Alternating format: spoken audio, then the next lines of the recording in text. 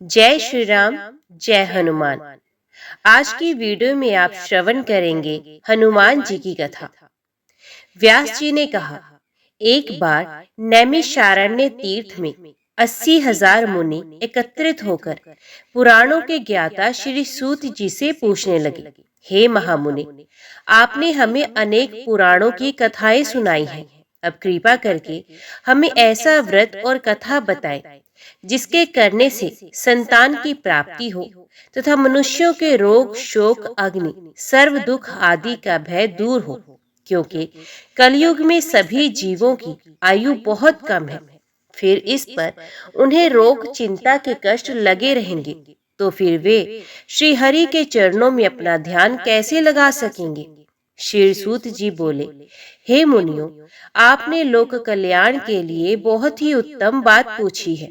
एक बार युधिष्ठिर ने भगवान श्री कृष्ण से लोक कल्याण के लिए यही प्रश्न किया था। भगवान श्री कृष्ण और युधिष्ठिर का संवाद तुम्हारे सामने कहता हूँ, ध्यान देकर सुनो। एक समय पांडवों की सभा में श्री कृष्ण जी बैठे हुए थे।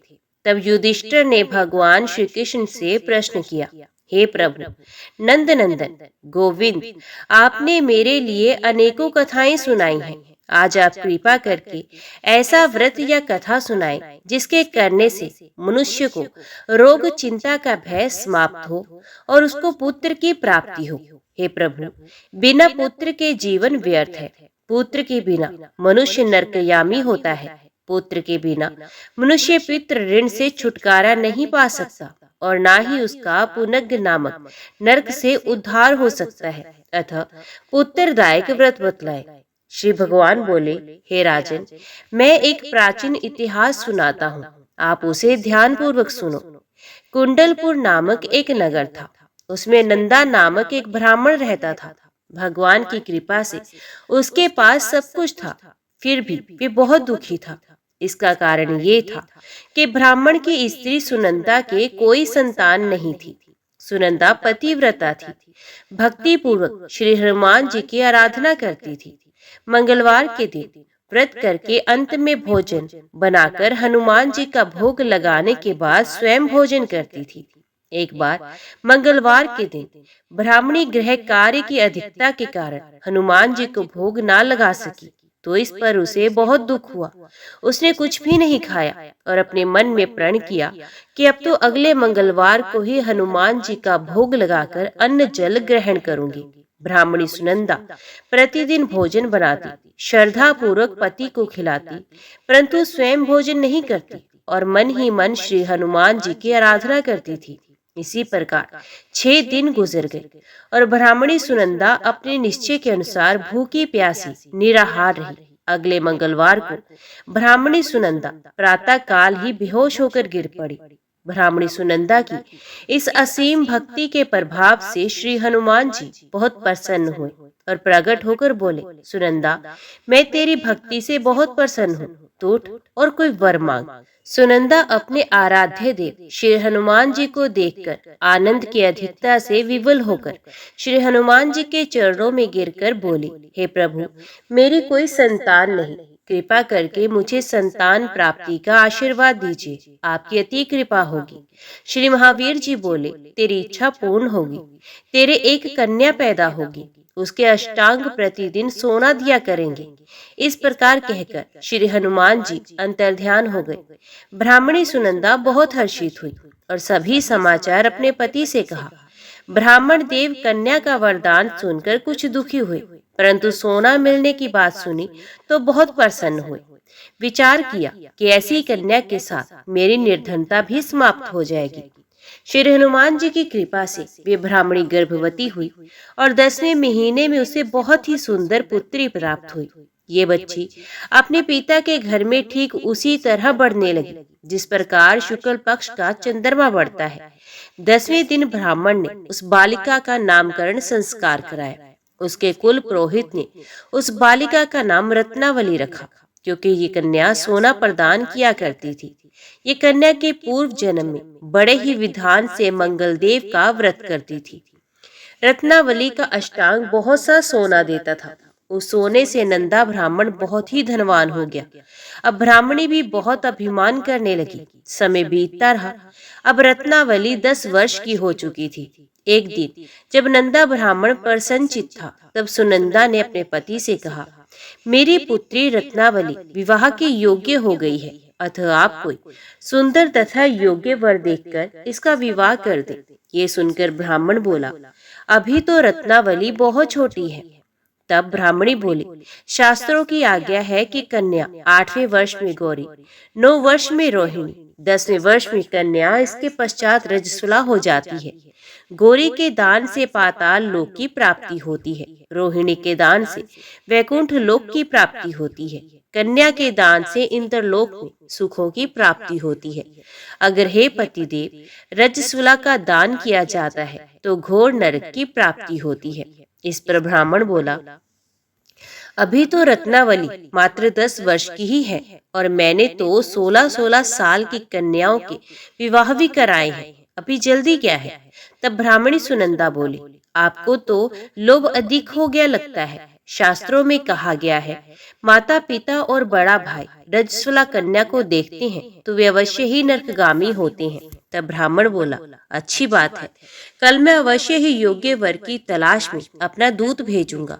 दूसरे दिन ब्राह्मण ने अपने दूत को बुलाया और आज्ञा दी कि जैसी सुंदर मेरी कन्या है वैसा ही सुंदर वर उसके लिए तलाश करो। दूत अपने स्वामी की आज्ञा पाकर निकल पड़ा। पंपई नगर में उसने एक सुंदर लड़के को देखा। ये बालक एक ब्राह्मण परिवार का बहुत गुणवान पुत्र था। इसका नाम सोमेश्वर था। दूत ने इस सुंदर व गुणवान ब्राह्मण पुत्र के बारे में अपने स्वामी को पूर्ण विवरण दिया। ब्राह्मण नंदा को भी सोमेश्वर अच्छा लगा और फिर शुभ मुहूर्त में विधि पूर्वक कन्या दान करके ब्राह्मण ब्राह्मणी संतुष्ट हुए। परंतु ब्राह्मण के मन में तो लोभ समाया हुआ था। उसने कन्यादान तो कर दिया, पर वे बहुत खिन्न भी था। उसने विचार किया कि रत्नावली तो अब चली जाएगी और मुझे इससे जो सोना मिलता था अब नहीं मिलेगा। मेरे पास जो धन था कुछ तो इसके विवाह में खर्च हो गया और जो शेष बचा है कुछ ही दिनों में खत्म हो जाएगा। मैंने तो इसका विवाह करके बहुत बड़ी भूल कर दी। अब कोई ऐसा उपाय हो कि रत्नावली मेरे घर पे ही बनी रहे, अपनी ससुराल ना जाए। लोभ रूपी राक्षस ब्राह्मण के मस्तिष्क पर छाता जा रहा था। रात भर अपनी छैया पर बेचैनी से करवटें बदलते बदलते उसने एक बहुत ही क्रूर निर्णय लिया। उसने विचार किया कि जब रत्नावली को लेकर उसका पति सोमेश्वर अपने घर के लिए जाएगा तो वे मार्ग में छिपकर सोमेश्वर का वध कर देगा और अपनी लड़की को अपने घर ले आएगा, जिससे नियमित रूप से उसे सोना भी मिलता रहेगा और समाज का कोई मनुष्य उसे दोष भी नहीं देगा। प्रातः काल हुई तो नंदा सुनंदा ने अपने जमाई तथा लड़की को बहुत सारा धन देकर विदा किया। सोमेश्वर अपनी पत्नी रत्नावली को लेकर ससुराल से अपने घर की तरफ चल दिया। ब्राह्मण नंदा महालोभ के वशीभूत हो अपनी मत ही खो चुका था। पाप पुण्य को उसे विचार न रहा। अपने भयानक व क्रूर निर्णय को कार्य रूप देने के लिए उसने अपने दूत को मार्ग में अपने जमाई का वध करने के लिए भेज दिया था, ताकि रत्नावली से प्राप्त होने वाला सोना उसे हमेशा मिलता रहे और वो कभी निर्धन ना हो। ब्राह्मण के दूत ने अपने स्वामी की आज्ञा का पालन करते हुए उसके जमाई सोमेश्वर का मार्ग में ही वध कर दिया। समाचार प्राप्त कर ब्राह्मण नंदा मार्ग में पहुंचा और रुदन करती अपनी पुत्री रत्नावली से बोला, हे पुत्री, मार्ग में लुटेरों ने तेरे पति का वध कर दिया है। भगवान की इच्छा के आगे किसी का कोई वश नहीं चलता। अब तू घर चल, वहां पर ही रहकर शेष जीवन व्यतीत करना। जो भाग्य में लिखा है वही होगा। अपने पति की अकाल मृत्यु से रत्नावली बहुत दुखी हुई। करुण क्रंदन व रुदन करते हुए अपने पिता से बोली, हे पिताजी, इस संसार में जिस स्त्री का पति नहीं है उसका जीना व्यर्थ है। मैं अपने पति के साथ ही अपने शरीर को जला दूंगी और सती होकर अपने इस जन्म को माता पिता के नाम को तथा सास ससुर के यश को सार्थक करूंगी। ब्राह्मण नंदा अपनी पुत्री रत्नावली के वचनों को सुनकर बहुत दुखी हुआ। विचार करने लगा, मैंने व्यर्थ ही जवाई का वध करके पाप अपने सर लिया। रत्नावली तो उसके पीछे अपने प्राण तक देने को तैयार है। मेरा तो दोनों तरफ से मरण हो गया, धन तो अब मिलेगा नहीं, जमाई वध के पाप के फल स्वरूप यम यातना भी भुगतनी पड़ेगी। ये सोचकर वे बहुत खिन्न हुआ। सोमेश्वर की चिता बनाई गई। रत्नावली सती होने की इच्छा से अपने पति का सर अपनी गोद में रखकर चिता में बैठ गई। जैसे ही सोमेश्वर की चिता को अग्नि जलाई गई, वैसे ही प्रसन्न हो मंगल देव वहां प्रकट हुए और बोले, हे रत्नावली, मैं तेरी पति भक्ति से बहुत प्रसन्न हूँ, तू वर मांग। रत्नावली ने अपने पति का जीवन दान मांगा। तब मंगल देव बोले, रत्नावली, तेरा पति अजर अमर है, ये महाविद्वान भी होगा, और इसके अतिरिक्त तेरी जो इच्छा हो वो वर मांग। तब रत्नावली बोली, हे ग्रहों के स्वामी, यदि आप मुझ पर प्रसन्न हैं तो मुझे ये वरदान दीजिए कि जो भी मनुष्य मंगलवार के दिन प्रातःकाल लाल पुष्प लाल चंदन से पूजा करके आपका स्मरण करे, उसको रोग व्याधि ना हो, स्वजनों का कभी वियोग ना हो, सर्प अग्नि तथा शत्रु का भय न रहे। जो स्त्री मंगलवार का व्रत करे वे कभी विधवा ना हो। मंगलदेव तथास्तु कहकर अंतर ध्यान हो गए। सोमेश्वर मंगलदेव की कृपा से जीवित हो उठा। रत्नावली अपने पति को पुण्य प्राप्त कर बहुत प्रसन्न हुई और मंगलदेव का व्रत करके प्रत्येक मंगलवार को करके परतराज और मंगलदेव की कृपा से इस लोक में सुख ऐश्वर्य को भोगते हुए अंत में अपने पति के साथ स्वर्गलोक को गई। एक अन्य पौराणिक कथा के अनुसार एक ब्राह्मण दंपति के कोई संतान नहीं हुई, जिसके कारण पति पत्नी बहुत दुखी थे। वे ब्राह्मण हनुमान जी की पूजा हेतु वन में चला गया। वे पूजा के साथ महावीर जी से एक पुत्र की कामना प्रकट किया करता था। घर पर उसकी पत्नी मंगलवार व्रत पुत्र की प्राप्ति के लिए किया करती थी। मंगल के दिन व्रत के अंत में भोजन बनाकर हनुमान जी को भोग लगाने के बाद स्वयं भोजन ग्रहण करती थी। एक बार कोई व्रत आ गया जिसके कारण ब्राह्मणी भोजन न बना सकी। तब हनुमान जी का भोग भी नहीं लगाया। अपने मन में ऐसा प्रण करके सो गई कि अभी अगले मंगलवार को हनुमान जी को भोग लगाकर अन्न ग्रहण करेगी। वे भूखी प्यासी 6 दिन पड़ी रही। मंगलवार के दिन तो उसे मूर्छा आ गई। तब हनुमान जी उसकी लगन और निष्ठा को देखकर अति प्रसन्न हो गए। उन्होंने उसे आज दर्शन दिए और कहा, मैं तुमसे अति प्रसन्न हूँ। मैं तुझको एक सुंदर बालक देता हूँ जो तेरी बहुत सेवा किया करेगा। हनुमान जी मंगलवार को बाल रूप में उसको दर्शन देकर अंतर ध्यान हो गए। सुंदर बालक पाकर ब्राह्मणी अति प्रसन्न हुई और ब्राह्मणी ने बालक का नाम मंगल रखा। कुछ समय पश्चात ब्राह्मण वन से लौटकर आया। प्रसन्नचित सुंदर बालक घर में क्रीड़ा करते देखकर वे ब्राह्मण पत्नी से बोला, ये बालक कौन है? पत्नी ने कहा, मंगलवार के व्रत से प्रसन्न हो हनुमान जी ने दर्शन दे मुझे बालक दिया है। पत्नी की बात छल से भरी जान उसने सोचा, ये कुलटा व्यभिचारिणी अपनी कुलुषता छिपाने के लिए बात बना रही है। एक दिन उसका पति कुएं पर पानी भरने चला तो पत्नी ने कहा, मंगल को भी साथ ले जाओ।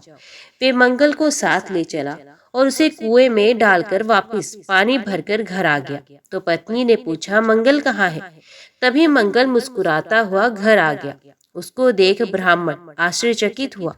रात्रि में उसके पति से हनुमान जी ने स्वप्न में कहे, ये बालक मैंने दिया है, तुम पत्नी को उल्टा क्यों कहते हो? यदि ये जानकर हर्ष हुआ, फिर पति पत्नी मंगल का व्रत अपनी जीवन आनंद पूर्वक व्यतीत करने लगे। जो मनुष्य मंगलवार व्रत कथा को पढ़ता व सुनता है और नियम से व्रत रखता है, उसके हनुमान जी की कृपा से सब कष्ट दूर होकर सर्व सुख प्राप्त होता है। जय श्री राम, जय हनुमान।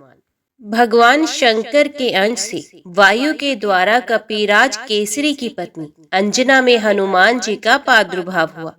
मर्यादा पुरुषोत्तम श्री राम की सेवा शंकर जी अपने रूप से तो नहीं कर सकते थे, अतएव उन्होंने 11वें रुद्र रूप को इस प्रकार वानर रूप में अवतरित किया। जन्म के कुछ ही समय पश्चात महावीर हनुमान जी ने उगते हुए सूर्य को कोई लाल लाल फल समझा और उसने निकलने आकाश की ओर दौड़ पड़े। उस दिन सूर्य ग्रहण का समय था। राहु ने देखा कि कोई दूसरा ही सूर्य को पकड़ने आ रहा है। तब वे उस आने वाले को पकड़ने चला, किंतु जब वायु पुत्र उसकी ओर बढ़े तब वे डरकर भाग गया। राहु ने इंद्र से पुकार की एरावत पर चढ़कर इंद्र को आते देख पवन कुमार ने एरावत को कोई बड़ा सा सफेद फल समझा और उसी को पकड़ने लपके। घबराकर देवराज ने वज्र से प्रहार किया। वज्र से उनकी ठोड़ी यानी कि हनु पर चोट लगने से वे कुछ टेढ़ी हो गई। इसी से ये हनुमान कहलाने लगे। वज्र लगने पर ये मूर्छित होकर गिर पड़े। पुत्र को मूर्छित देखकर वायुदेव बड़े कुपित हुए। उन्होंने अपनी गति बंद कर ली। श्वास रुकने से देवता भी व्याकुल हो गए। अंत में हनुमान जी को सभी लोकपालों ने अमर होने तथा अग्नि जल वायु आदि से अभय होने का वरदान देकर वायुदेव को संतुष्ट किया। जाति स्वभाव से चंचल हनुमान ऋषियों के आश्रम में वृक्षों को सहज चपलतावश तोड़ देते तथा आश्रम की वस्तुओं को अस्त व्यस्त कर देते थे। अतः ऋषियों ने इन्हें शाप दिया, तुम अपना बल भूले रहोगे। जब कोई तुम्हें स्मरण दिलाएगा तभी तुम्हें अपने बल का भान होगा। तब से वे सामान्य वानर की भांति रहने लगे। माता के आदेश से सूर्य नारायण के समीप जाकर वेद वेदांग प्रभृति समस्त शास्त्रों एवं कलाओं का इन्होंने अध्ययन किया। उसके पश्चात किष्किंधा में आकर सुग्रीव के साथ रहने लगे। सुग्रीव ने इन्हें अपना निजी सचिव बना लिया। जब बाली ने सुग्रीव को मारकर निकाल दिया तब भी ये सुग्रीव के साथ ही रहे। सुग्रीव के विपत्ति के साथी होकर ऋष्यमुख पर्वत पर ये उनके साथ ही रहते थे। बचपन में माता अंजना से बार बार आग्रह पूर्वक इन्होंने अनादि रामचरित सुना था। अध्ययन के समय वेद में पुराणों में श्री राम कथा का अध्ययन किया था। किष्किंधा आने पर यह भी ज्ञात हो गया कि प्रात पर प्रभु ने अयोध्या में अवतार धारण कर लिया। अब ये बड़ी उत्कंठा से अपने स्वामी के दर्शन की प्रतीक्षा करने लगे। श्रीमद् भागवत में कहा गया है, जो निरंतर भगवान की कृपा की आतुर प्रतीक्षा करते हुए अपने प्रारब्ध से प्राप्त सुख दुख को संतोष पूर्वक भोगते रहकर हृदय वाणी तथा शरीर से भगवान को प्रणाम करता रहता है। हृदय से भगवान का चिंतन, वाणी से भगवान के नाम गुण का गान कीर्तन और शरीर से भगवान का पूजन करता रहता है, वे मुक्ति पद का सत्वाधिकारी हो जाता है। श्री हनुमान जी तो जन्म से ही माया के बंधनों से सर्वथा मुक्त थे। वे तो अहर्निश अपने स्वामी श्री राम के ही चिंतन में लगे रहते थे। अंत में श्री राम अपने छोटे भाई लक्ष्मण के साथ रावण के द्वारा सीता जी के चुरा ले जाने पर उन्हें ढूंढते हुए ऋष्यमुख के पास जा पहुंचे। सुग्रीव को शंका हुई कि इन राजकुमारों को बाली ने मुझे मारने के लिए भेजा है। हनुमान जी को परिचय जानने के लिए उन्होंने भेजा। विपर वेश धारण कर हनुमान जी आए और परिचय पूछकर जब अपने स्वामी को पहचाना तब वे उनके चरणों पर गिर पड़े और रोने लगे। श्री राम ने उठाकर उन्हें हृदय से लगा लिया। तभी से हनुमान जी श्री अवधेश कुमार के चरणों के समीप ही रहे। हनुमान जी की प्रार्थना से भगवान ने सुग्रीव से मित्रता की और बाली को मारकर सुग्रीव को किष्किंधा का राज्य दिया। राज्य भोग में सुग्रीव को परमत्त होते देख हनुमान जी ने ही उन्हें सीता अन्वेषण के लिए सावधान किया। वे पवन कुमार ही वानर को एकत्रित करके लाए। श्री राम जी ने उनको ही अपनी मुद्रिका दी। 100 योजन समुद्र लांघने का प्रश्न आने पर जब जामवंत जी ने हनुमान जी को उनके बल का स्मरण दिलाकर कहा कि आपका तो अवतार ही राम कार्य संपन्न करने के लिए ही हुआ है, तब अपनी शक्ति का बोध कर केसरी किशोर उठकर खड़े हो गए। देवताओं के द्वारा भेजी हुई नाग माता सुरसा को संतुष्ट करके समुद्र में छिपी हुई राक्षसी सिंहिका को मारकर हनुमान जी लंका पहुंचे। द्वारक्षिका लंकनी को एक घूंसे में सीधा करके छोटा रूप धारण कर ये लंका में रात्रि के समय प्रविष्ट हुए। विभीषण जी से पता पाकर अशोक वाटिका में जानकी जी के दर्शन किए। उनको आश्वासन देकर अशोक वन में को उजाड़ डाला। रावण के भेजे राक्षसों तथा रावण पुत्र अक्षय कुमार को भी मार दिया। मेघनाथ इन्हें किसी प्रकार बांधकर राजसभा में ले गया। वहां रावण को भी हनुमान जी ने अभिमान छोड़कर भगवान की शरण लेने की शिक्षा दी। राक्षस राज की आज्ञा से इनकी पूंछ में आग लगा दी गई। इन्होंने उसी अग्नि से सारी लंका को जला दिया। सीता जी से चिन्ह स्वरूप चूड़ामणि लेकर भगवान के समीप लौट आए। समाचार पाकर श्री राम ने युद्ध के लिए प्रस्थान किया। समुद्र पर सेतु बांधा गया, संग्राम हुआ और अंत में रावण अपने समस्त अनुचर बंधु बांधवों के साथ मारा गया। युद्ध में श्री हनुमान जी का पराक्रम, उनका शौर्य, उनकी वीरता सर्वोपरि रही। वानरी सेना के संकट के समय वे सदा सहायक रहे। राक्षस उनकी हुंकार से ही कांपते थे। लक्ष्मण जी जब मेघनाद की शक्ति से मूर्छित हो गए, तब मार्ग में पाखंडी कालनेमी को मारकर द्रोणचल को हनुमान जी उखाड़ ले आए और इस प्रकार संजीवनी औषधि आने से लक्ष्मण जी को चेतना प्राप्त हुई। मायावी अहिरावण जब माया करके राम लक्ष्मण को युद्ध भूमि से चुरा ले गया, तब पाताल जाकर अहिरावण का वध करके हनुमान जी श्री राम जी के भाई लक्ष्मण जी के साथ ले आए। रावण वध का समाचार श्री जानकी जी को सुनाने का सौभाग्य और श्री राम लौट रहे हैं, ये आनंदमय समाचार भरत जी को देने का गौरव भी प्रभु ने अपने प्रिय सेवक हनुमान जी को ही दिया।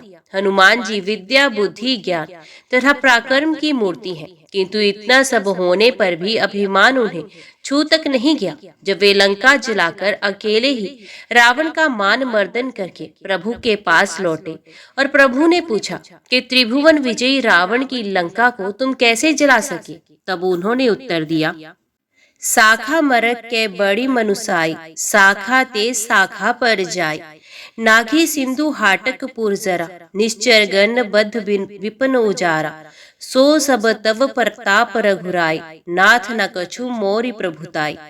हनुमान जी की भक्ति तो अतुलनीय है। अयोध्या में राज्याभिषेक हो जाने पर भगवान ने सबको पुरस्कृत किया। सबसे अमूल्य अयोध्या के कोष की सर्वश्रेष्ठ मणियों की माला श्री जानकी जी ने अपने कंठ से उतार कर श्री हनुमान जी के गले में डाल दी। हनुमान जी मणियों को ध्यान से देख देख कर तोड़ने लगे, मुख में डालकर फोड़ने लगे। दुर्लभ रत्नों को इस प्रकार नष्ट होते देख कुछ लोगों को बड़ा कष्ट हुआ। कुछ ने उन्हें रोका। हनुमान जी ने कहा, मैं इनमें भगवान का नाम तथा उनकी मूर्ति ढूंढ रहा हूँ। जिस वस्तु में मेरे स्वामी श्री सीता राम का नाम ना हो, जिसमें उनकी मूर्ति ना हो, वे तो व्यर्थ है।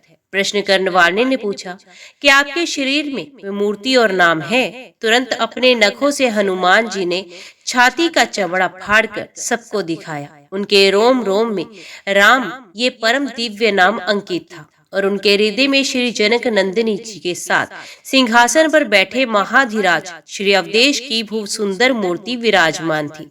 सब लोग जय जयकार करने लगे। भगवान ने हनुमान जी को हृदय से लगाया।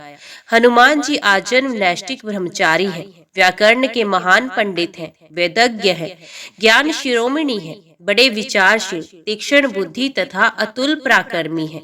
श्री हनुमान जी बहुत निपुण संगीतज्ञ और गायक भी हैं। एक बार देव ऋषि दानवों के महान सम्मेलन में जलाशय के तट पर भगवान शंकर तथा देवऋषि नारद जी आदि गा रहे थे। अन्य देवऋषि दानव भी योग दे रहे थे।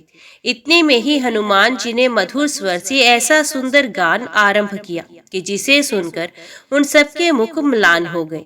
जो बड़े उत्साह से गा बजा रहे थे, सभी अपना अपना गान छोड़कर मोहित हो गए और चुप होकर सुनने लगे। उस समय केवल हनुमान जी ही गा रहे थे।